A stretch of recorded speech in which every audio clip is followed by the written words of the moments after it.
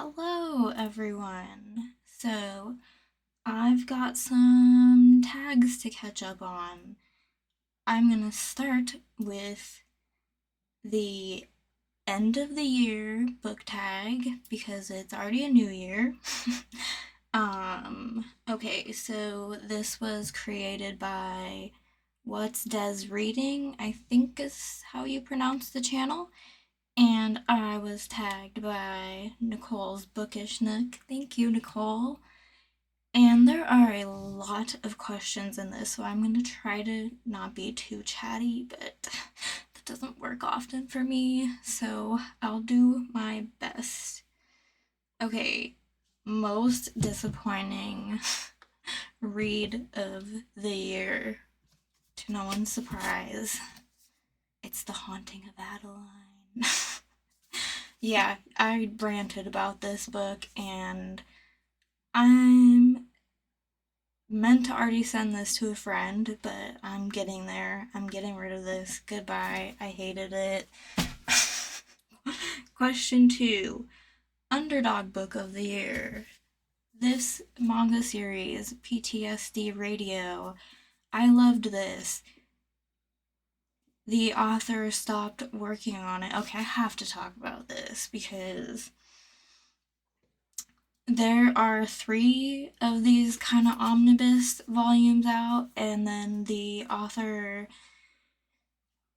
stopped working on it because he started getting health issues and he started believing that he was getting haunted, and now he's freaked out. So, who knows if we'll ever get any more of these, but I love this so much. Definitely a favorite of the year. If you like horror comics or manga, you definitely need to read and pick up PTSD Radio. Number 3, a book that was overhyped. Okay, I'm gonna go with Let's Go Play at the Adams. I don't know, and I I read these kind of books and I just didn't. I liked it, like 3 star, I think I gave it, but I think The Girl Next Door is better, and that's all I'll say. Why am I stacking these up like this? I don't need to be doing that because some of these are coming back. Okay, favorite book couple or couples of the year. Gotta dig this one out because I have it twice. At first I was like, I don't read those kind of books, but then I remembered that I reread Jane Eyre this year. But I don't want to spoil it for anyone who's read it, so if you know who Jane ends up with, and that is my favorite couple of the year. Okay. Favorite main character. Oh my god. I feel like people are gonna hate me.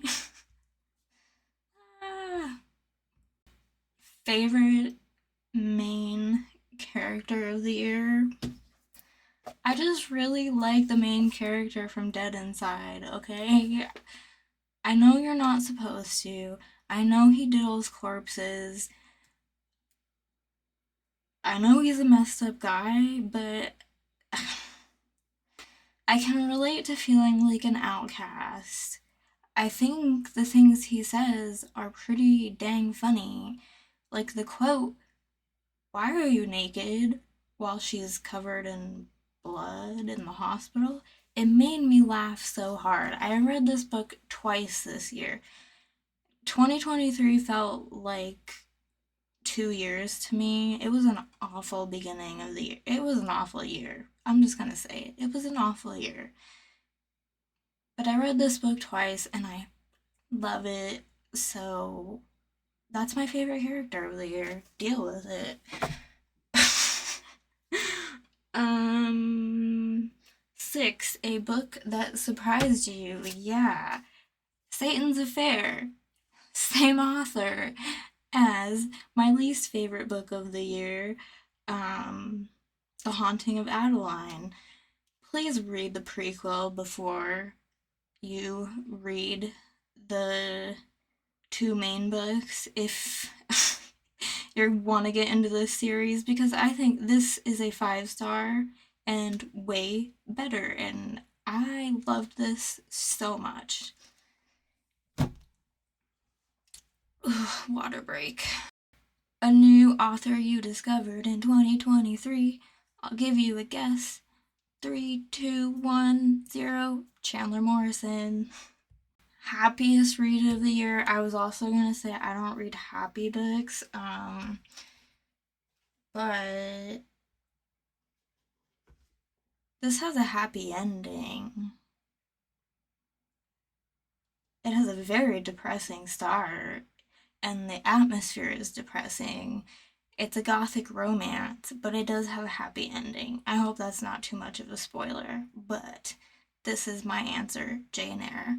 I have a beautiful copy of this book. This is my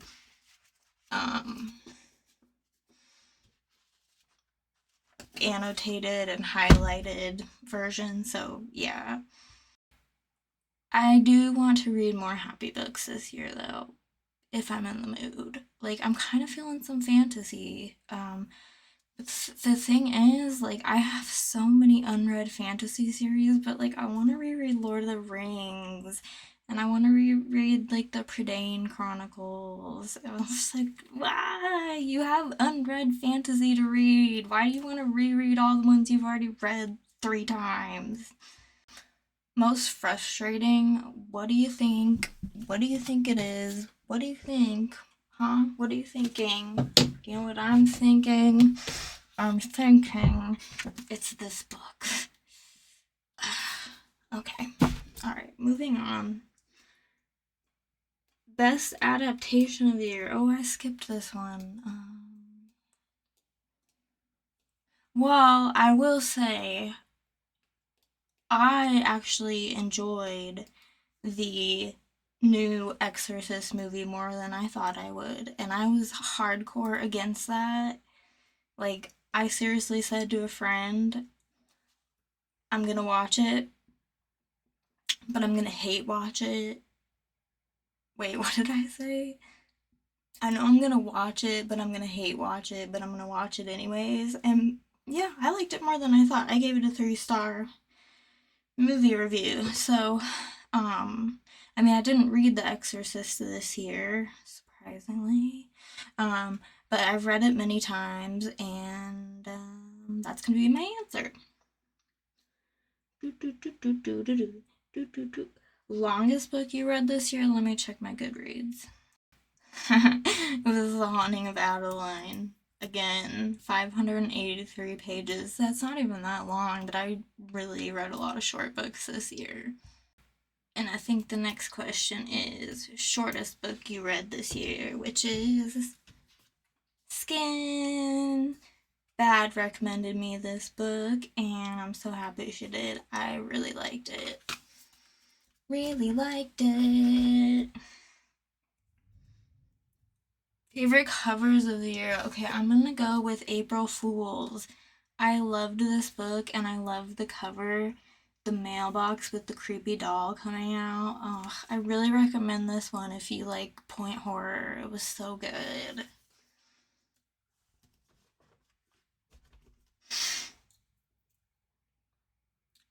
A book you haven't stopped thinking about. Okay, I'm gonna go with Along the Path of Torment by Chandler Morrison. You know what? I'm just gonna tell you, every book that I read by him has made this list.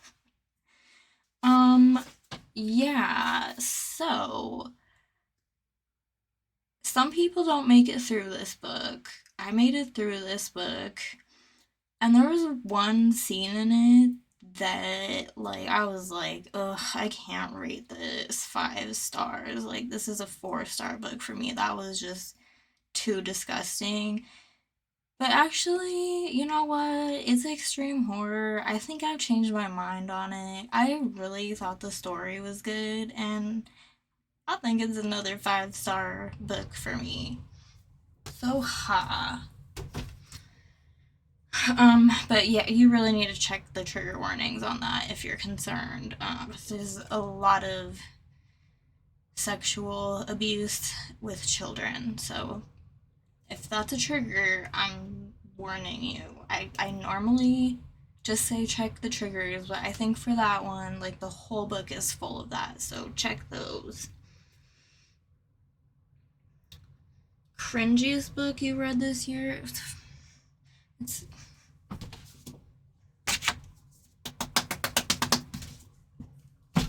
okay.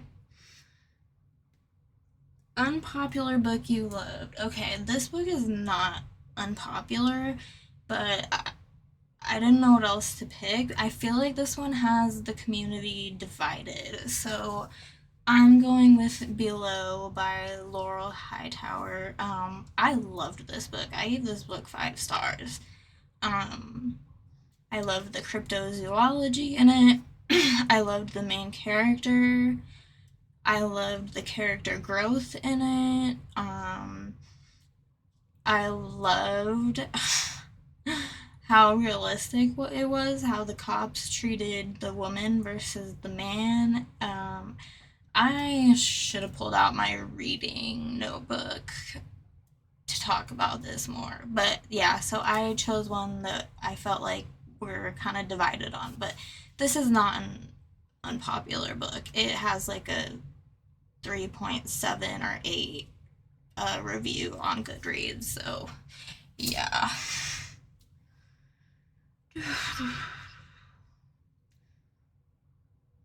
What is the highest and lowest rated books you read this year on Goodreads? Do you agree? Let me pull up my Goodreads again. Mine doesn't say the lowest, but I have the highest. Can you see that at all? Let's see. No, you're not gonna be able to see it. My highest rated is the Demon Slayer Volume 8. I'm loving the series, but I don't think that's the best thing I've read all year. Just saying. Favorite quote of the year. Allow me to introduce you to my favorite quote of the year, but I've known this quote for many years. Do you think I can stay and become nothing to you? Do you think I am an ottoman, an, oh, God, an ottoman, a machine without feelings, and can bear to have my morsel of bread snatched from my lips and my drop of living water dashed from my cup?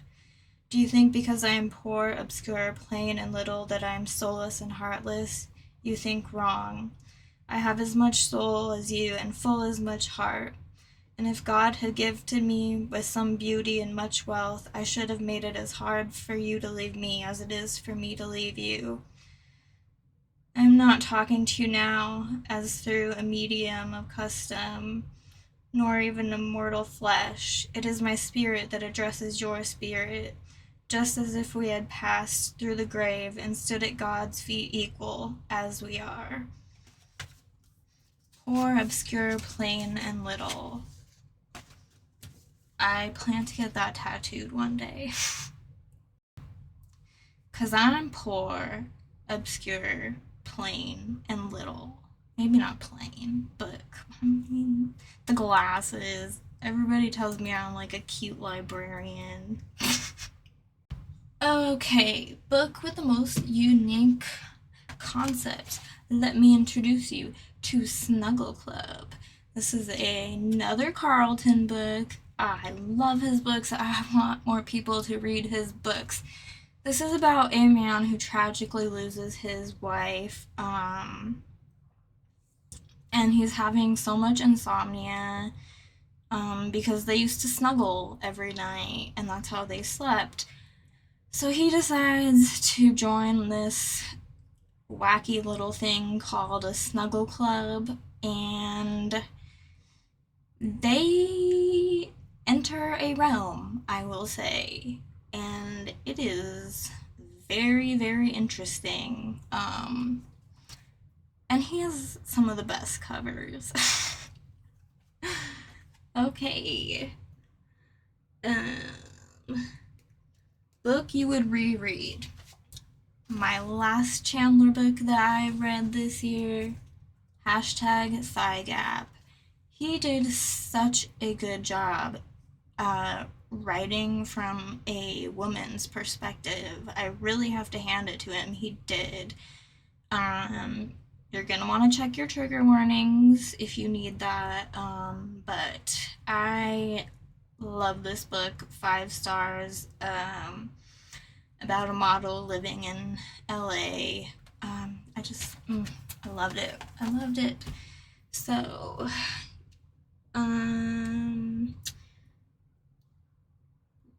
21 is reading goal reflection plus 2024 reading goal.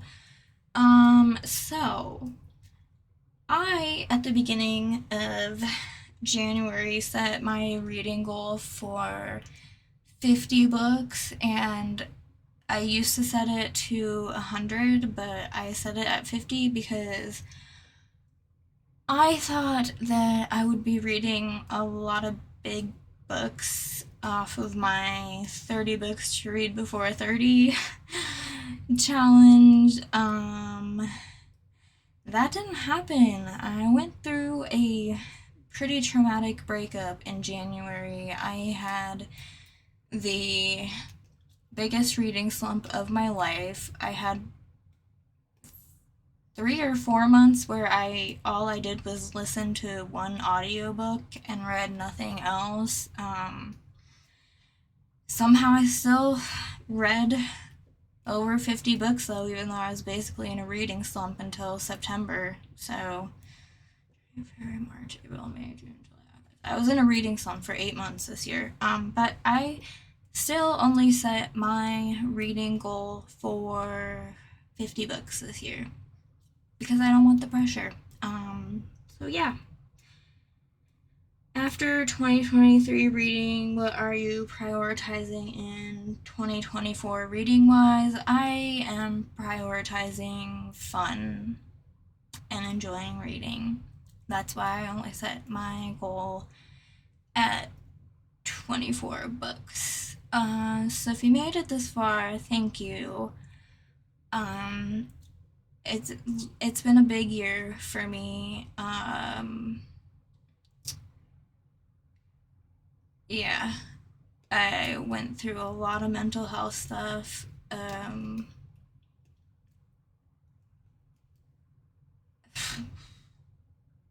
I had a very big mental breakdown. I was very suicidal at one point. We all lost Pax. I lost my uncle. I lost my grandpa. I have had some very painful days, but it taught me a lot. I have learned that just because you love somebody unconditionally and forgive them, they will not necessarily love you unconditionally and do the same for you. I have learned that life is short and you gotta tell the people you love them that you love them every day, or at least a lot. Tell people you appreciate that you appreciate them.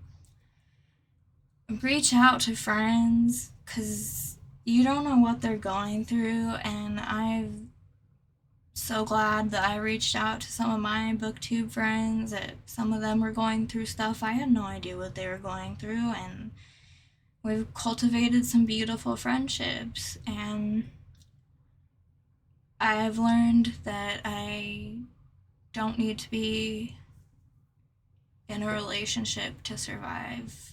I can live without the person I was in a relationship with for 12 years. So